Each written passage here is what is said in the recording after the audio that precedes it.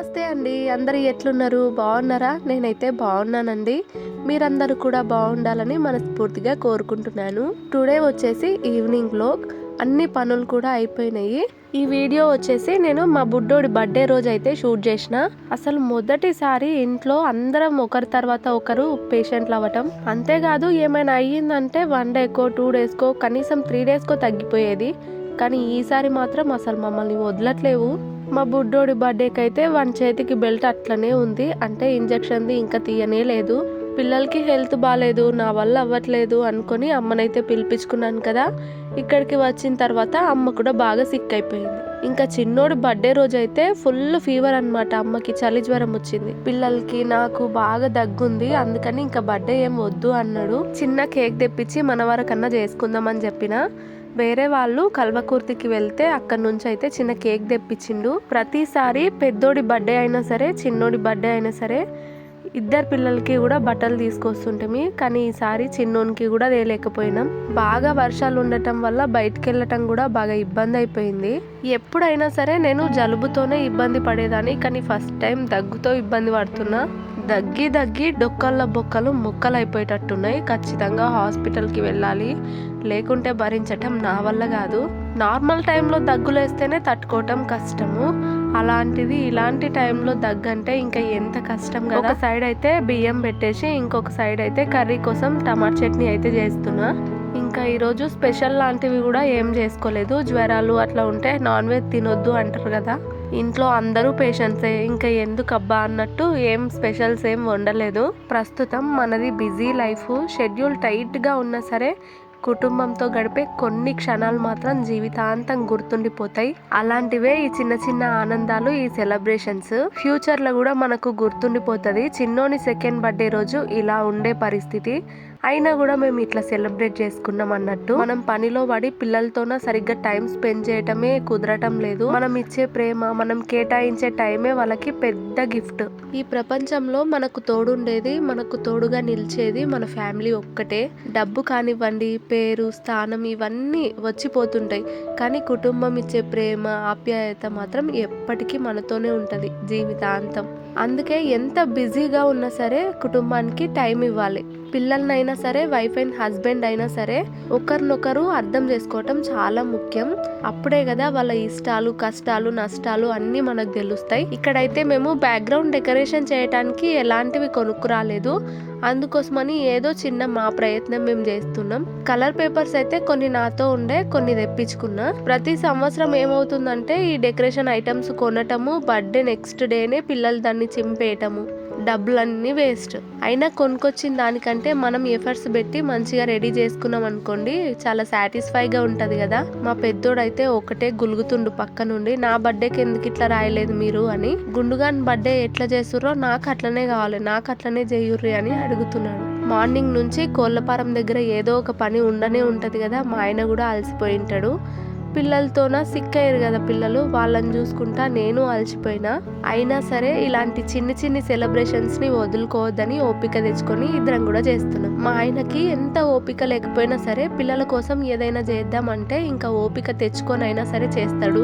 నాకు తెలిసి మావారే కాదు, ఎవరి ఫాదర్ అయినా అంతేనేమో. తను ఎంత కష్టపడ్డా పిల్లల కోసమే కదా, ఆ పిల్లల కోసం ఏమైనా చేస్తారు. అవును, మాది లవ్ మ్యారేజ్ కదా. లవ్ లో ఉన్నప్పుడు ఇద్దరి మధ్య ఉన్న టైం కానివ్వండి, కేరింగ్ కానివ్వండి, ప్రేమ కానివ్వండి మ్యారేజ్ తర్వాత ఉంటాయా? ఈ క్వశ్చన్ నన్ను కొంతమంది అడిగిరు కూడా. ప్రేమలో ఉన్నప్పుడు ఉన్నంత టైము ఇద్దరి మధ్య ఉండకపోవచ్చు, కానీ కేరింగ్, ప్రేమ మాత్రం ఎప్పటికీ ఉంటాయి. ఇప్పుడు లవర్ స్టేజ్ లో ఉన్నప్పుడేమో ఎక్కువ ఫ్రీ టైం ఉంటది. చిన్న చిన్న రీజన్స్ కి కలుస్తుంటారు, చిన్న చిన్న రీజన్స్ కి కొట్లాడుతుంటారు. ఫోన్ కాల్స్, చాటింగ్స్ చాలా ఉంటాయి. ఏం పని పాట ఉండదు కాబట్టి ఇదే పనిగా పెట్టుకుంటారు. ఎట్లా అంటే మాట్లాడకపోతే చచ్చిపోతామేమో అన్నట్టు ఫీల్ అవుతారు. అందులో మేము కూడా ఉన్నాంలేండి, మళ్ళీ మిమ్మల్ని అంటున్నాం అనుకునేరు.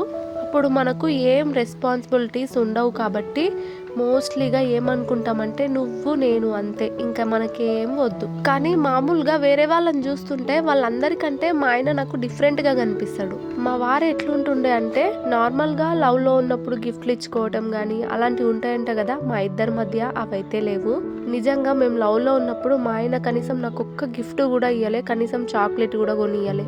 ఎలాగో అప్పుడు ఇవ్వలేదు కదా, కనీసం ఇప్పుడు ఇచ్చినా బాగుండు. కొన్ని రీల్స్ చూస్తే ఇన్స్టాగ్రామ్ లో నా కోసమే పెట్టినట్టుంటది, అంటే హస్బెండ్ గిఫ్ట్ ఇస్తాడు అని ఆశించడం గురించి అన్నమాట. ఇంకా ఈ బర్త్డేలు సెలబ్రేషన్స్ ఇవన్నీ ఎక్కువగా ఇష్టం ఉండేవి కాదు. ప్రతిరోజు అది బర్త్డే అయినా సరే, స్పెషల్ డేస్ అయినా సరే నార్మల్గానే ఫీల్ అయ్యేటోడు. అది ఒక అందుకు నా మంచికేలేండి. ఎందుకంటే మ్యారేజ్కి ముందు అవన్నీ ఫీల్ అయిపోయి అవన్నిట్లో ముందుండి మ్యారేజ్ తర్వాత వాటన్నింటికి దూరం ఉంటే గనుక అరే మా ఆయన ఇంత చేంజ్ అయ్యిండు అనిపిస్తుండే. కానీ అప్పుడు అట్లనే ఉన్నాడు, ఇప్పుడు అట్లనే ఉన్నాడు కాబట్టి నాకు పెద్ద డిఫరెంట్ అనిపించదు, పెద్ద చేంజ్ కూడా కనిపించదు ఆయన లోపల. చాలా మంది ఆడవాళ్ళం ఇదే ఫీల్ అవుతుంటాం, లవ్లో ఉన్నప్పుడు నువ్వు నాకు ఇచ్చిన టైంని మ్యారేజ్ తర్వాత ఇవ్వట్లేదు అని. మ్యారేజ్ తర్వాత మనకి ఎంత బాధ్యత పెరుగుతుందో పక్కన పెడితే మనకంటే డబుల్ బాధ్యతలు వాళ్ళకే ఉంటాయి. ఒక రకంగా మనకు వచ్చి రాని పనులైనా సరే ఇంట్లో చూసుకుంటే సరిపోతుందేమో, కానీ హస్బెండ్కి మాత్రం మనల్ని చూసుకునే ఒక డ్యూటీ ఉంటుంది. వాళ్ళని నమ్మి మనం వచ్చినాం కాబట్టి మనల్ని ఇబ్బంది పెట్టొద్దు అనేది వాళ్ళ మైండ్లో ఉంటుంది. మా వారు మ్యారేజ్కి ముందు ఒక రకంగా లైఫ్ని ఎంత ఎంజాయ్ చేసిండో మ్యారేజ్ తర్వాత అంత బాధ్యతగా ఉన్నాడు. ఇంకా పిల్లలు పుట్టిన తర్వాత చెప్పక్కర్లేదు. ఆఫ్టర్ మ్యారేజ్ మనకు కానీ మన హస్బెండ్కి కానీ ఎన్నో రెస్పాన్సిబిలిటీస్ ఉంటాయి. వర్క్ అని, ఫ్యామిలీ, చిల్డ్రన్స్, వాళ్ళ ఫీజులు, అసలు మాట్లాడుకోవటానికి కూడా టైం చాలా తక్కువ ఉంటుంది. లవర్స్గా ఉన్నప్పుడు డైలీ మాట్లాడుకునేటోళ్ళు, డైలీ టైం స్పెండ్ చేసేటోళ్ళు. కానీ మ్యారేజ్ తర్వాత అది కుదరకపోవచ్చు. ఫోకస్ అనేది ఓన్లీ పార్ట్నర్ మీదనే ఉండదు, హౌస్, ఫ్యామిలీ ఇవన్నీ బ్యాలెన్స్ చేయాలని వాటి మీద కూడా ఉంటుంది. నాకైతే లవ్లో ఉన్నప్పుడు కేరింగ్ అనేది పక్కన పెడితే మ్యారేజ్ తర్వాతనే మా ఆయన కేరింగ్ నాకు బాగా అర్థమైంది. అంటే బాగాలేనప్పుడు పిల్లల్ని చూసుకోవటం కానీ, నాకు హెల్ప్ చేయటం కానీ. ఒకప్పుడు అయితే ఇంకా ఇట్లా దగ్గిన తుమ్మినా సరే వెంటనే హాస్పిటల్కి తీసుకుపోతుండే. ఇప్పుడు కూడా పోదామంటాడు కానీ నేను పోను. ప్రతిదానికి హాస్పిటల్కి నేను వెళ్ళను అని నేను. ఇంత ఇబ్బంది పడుకుంటా ఉండటం అవసరమా అని ఆయన. ఒకప్పుడైతే ఇంకా మా ఆయన ఒకవేళ నైట్ టైం లేట్గా వచ్చినా సరే ఆయన కోసం వెయిట్ చేసి ఆయన వచ్చిన తర్వాత కలిసి తినేవాళ్ళం. ఎందుకంటే మనకు టైం స్పెండ్ చేయడానికి అసలు వీలు ఉండట్లేదు కదా, కనీసం తినే టైంలోనైనా కాసేపు కూర్చొని మాట్లాడుకుంటూ తినొచ్చు అనేసి ఆయన కోసం వెయిట్ చేసేదాన్ని. కానీ పిల్లలు పుట్టిన తర్వాత అది కూడా వీలు పడట్లేదు. ఇంకా వాళ్ళతో పాటు తినేయడం, వాళ్ళని పడుకోబెట్టి నేను పడుకోవటం, ఇదే సరిపోతుంది. చాలా మంది టైం ఇవ్వట్లేదు అని ఎక్కువ దీని గురించే గొడవలు పడుతుంటారు.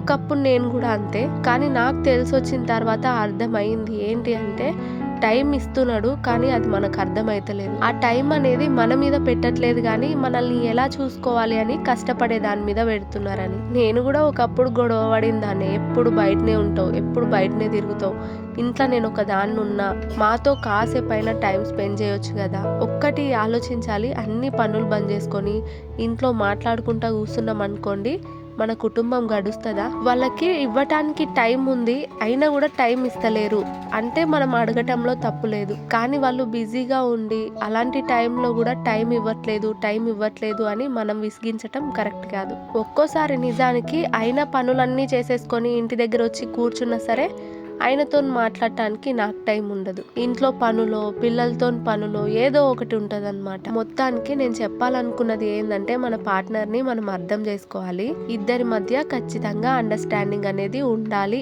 అని, అంతే. మొత్తానికి ఏదో బ్యాక్గ్రౌండ్ బోర్డగా కనిపించకుండా చిన్నగా డెకరేషన్ అయితే చేసుకున్నాము. అది కూడా కలర్ పేపర్స్తోనా, అంతే. బెలూన్స్ తీసుకురమ్మంటే ఒక 5-6 బెలూన్స్ తీసుకొచ్చిండేమో, అంతే. అందులో కూడా సగం పిల్లలు అప్పుడే వాళ్ళగొట్టేసిర్రు. ఇంకా మొత్తం అయితే ఊడ్చేసి ఎత్తేస్తున్నాను. అప్పటికే చాలా లేట్ అయింది, 9 అయ్యింది. అందుకే ఇంకా ఎవరిని కూడా పిలుచుకోలేదు. ఇంకో విషయం చెప్దాం అనుకునే మర్చిపోయినా, నేను నాకు విష్ లింక్ నుంచి డబ్బులు అయితే పడ్డాయి. నేను అనుకున్నాను డబ్బులు పడటం ఇదే మొదటిసారి అని, కానీ అంతకు ముందు కూడా పడ్డాయంట, అది నాకు తెలియదు. అదేంటి అంటే నేను చెక్ చేసుకోలేదు, బ్యాంక్లో పడ్డాయా లేదా అన్నట్టు చూసుకోలేదు కాబట్టి నాకు నిజంగా పడ్డాయా లేదా అనేది క్లారిటీ లేకుండే. నేను పక్కన ఒక స్క్రీన్ రికార్డింగ్ అయితే యాడ్ చేస్తాను చూడండి. విష్ లింక్ ఓపెన్ అవ్వటానికే నాకు చాలా టైం పడుతుంది. అలాంటిది వీడియో అప్లోడ్ అవ్వటానికి ఎంత టైం పడుతుందో ఆలోచించండి.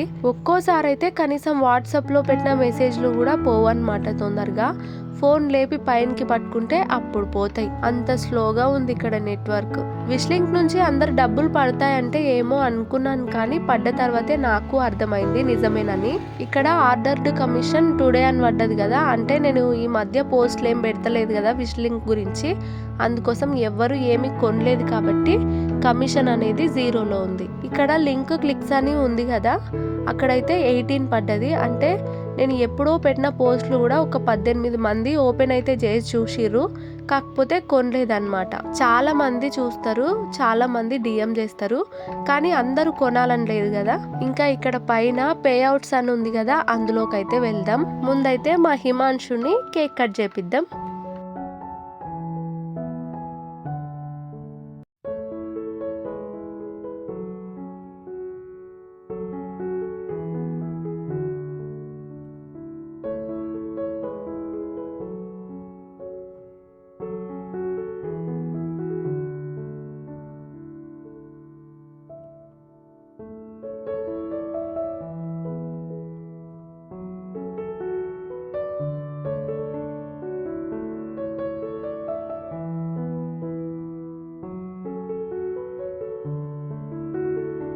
వాడిని కేక్ కట్ చేయమంటే అసలు కేక్ కూడా కట్ చేస్తలేడు.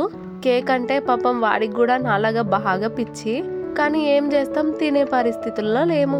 ఇంకా నా బాధ గురించి ఎవరికి చెప్పుకోవాలి. నాకు దగ్గుందని కనీసం ఒక కేక్ ముక్క కూడా ఇయ్యలే. నా మంచి కోసమే ఇయ్యకపోయినా సరే కొంచెం ఉంటది కదా తినాలని. ఎలాంటి సెలబ్రేషన్స్ చేసుకున్నా సరే, ఏం చేసుకున్నా సరే మళ్ళీ మొత్తం క్లీన్ చేసుకోవాల్సింది మనమే. మీరు వీడియోలో గమనించి ఉంటే మా ఇంట్లో మస్తు బూజు పట్టింది.